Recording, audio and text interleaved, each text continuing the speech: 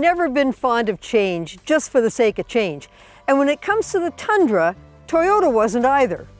Right up to the 2021 model, the Tundra occasionally got updated, but it was on its original bones since 2007.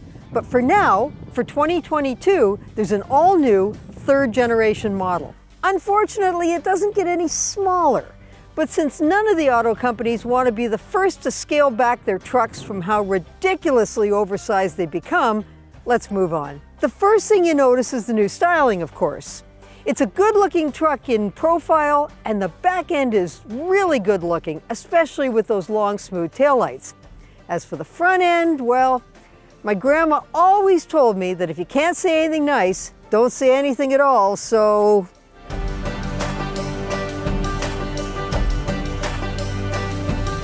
The Tundra uses a new 3.5-liter twin-turbo V6, which Toyota calls iForce. You'll see it advertised at 389 horsepower and 479 foot-pounds of torque.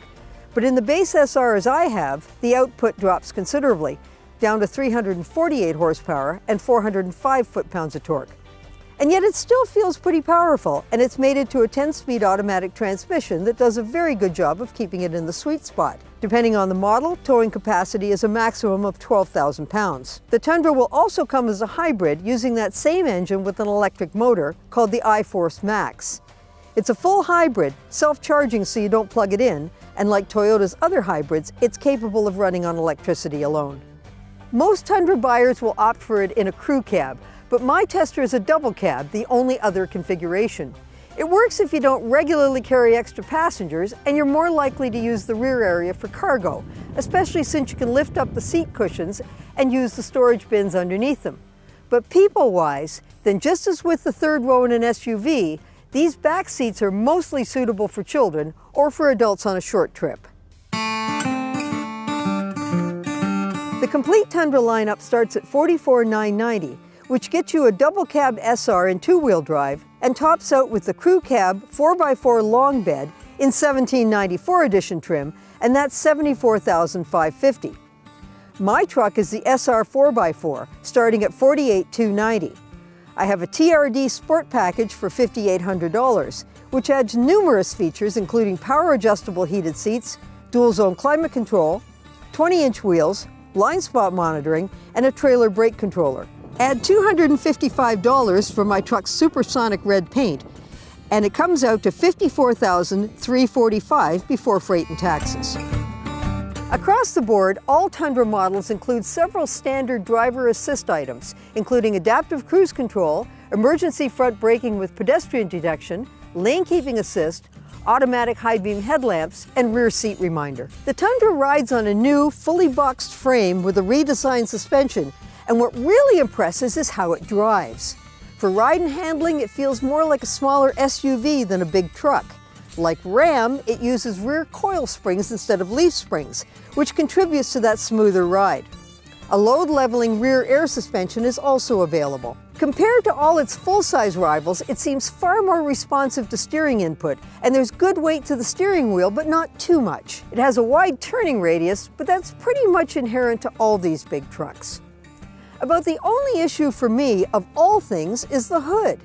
It's got a ridge that runs diagonally from the corner of the windshield, and it skewers your perception.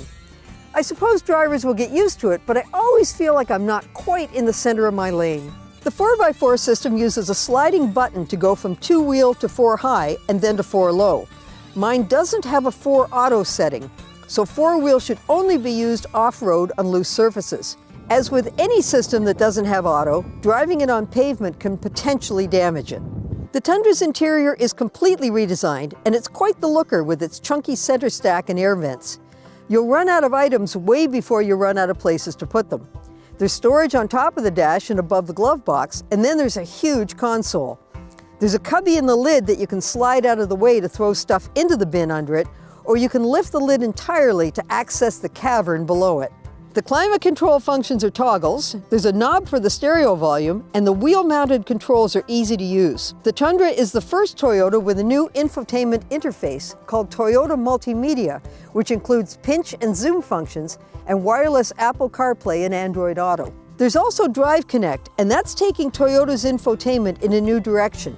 There isn't any embedded navigation, even in the upper trims. Instead, Drive Connect includes cloud-based navigation and an intelligent assistant, which you wake up by saying, "Hey, Toyota." You get a 3-year Drive Connect subscription with the upper trims, but you have to buy it on my lower trim truck. To do that, or to keep it going after the subscription runs out on your upper trim, it's $20 a month. Or you can just pair your phone and use your own apps. Toyota waited a long time to give us an all-new Tundra, but overall, it was worth the wait. It's great to drive, it's comfortable inside, and when you're truck shopping, this is a must test drive on your list. For Driving.ca, I'm Jill McIntosh. And for more news and reviews on trucks, SUVs, and cars, be sure to visit us on Instagram and Twitter.